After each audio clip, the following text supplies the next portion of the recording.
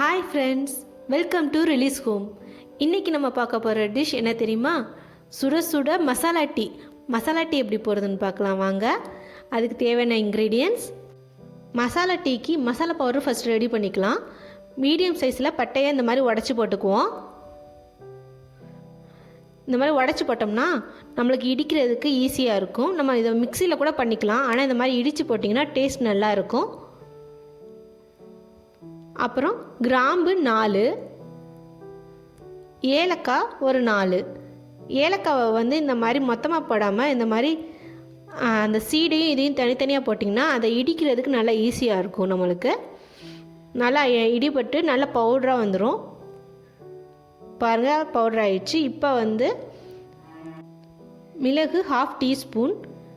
மிளகு சேர்க்குறது வந்து தொண்டைக்கு நல்ல இதமாகவும் இருக்கும். தொண்டை வலி அந்த மாதிரி எந்த பிரச்சனையாக இருந்தாலும் இது சரியாக இருக்கும்.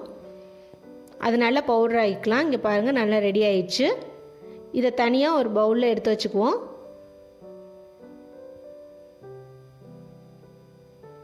மசாலா பவுடர் ரெடி ஆயிடுச்சு. அப்புறம் இஞ்சி கொஞ்சோண்டு சேர்த்துக்கலாம். இஞ்சி ஒரு சின்ன சைஸில் எடுத்துக்கிட்டு அதை நல்லா தட்டி எடுத்துக்கலாம். இஞ்சி வந்து நம்மளுக்கு இம்யூனிட்டி பூஸ்ட்டு, தொண்டை வலி, சளி அந்த மாதிரி இருந்தால் நல்லது இஞ்சி போடுறது. அதுவும் இந்த கொரோனா டயத்தில் இந்த மாதிரி மசாலா டீ குடிச்சிங்கன்னா நம்ம உடம்புக்கு நல்லா இருக்கும், தொண்டைக்கு இதமாக இருக்கும். 1.5 கிளாஸ் தண்ணியை வந்து நல்லா கொதிக்க விடலாம். நல்லா தண்ணி கொதித்தோடனே நம்ம ரெடி பண்ணி வச்சுருக்க மசாலா பவுடரை வந்து இதில் ஆட் பண்ணிக்கிட்டு இடித்து வச்ச இஞ்சியையும் இதில் ஆட் பண்ணிக்கலாம். நல்லா கொதிக்க விடணும். ஒரு மினிமம் 5 மினிட்ஸாவது நல்லா கொதிக்கணும். அப்போ தான் அதோட மசாலா வந்து எல்லாமே தண்ணியில் சாரும்.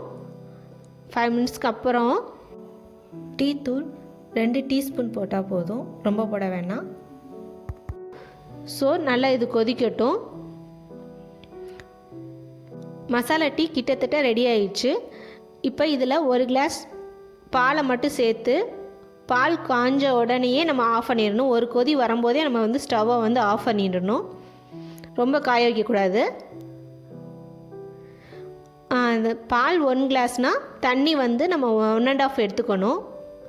மசாலா டீ வந்து கொஞ்சம் தண்ணியாக தான் இருக்கணும், கெட்டியாக இருக்கக்கூடாது. பாருங்கள், கொதிச்சோன்னா ஆஃப் பண்ணிவிட்டு இந்த மாதிரி வடிகட்டிக்கலாம்.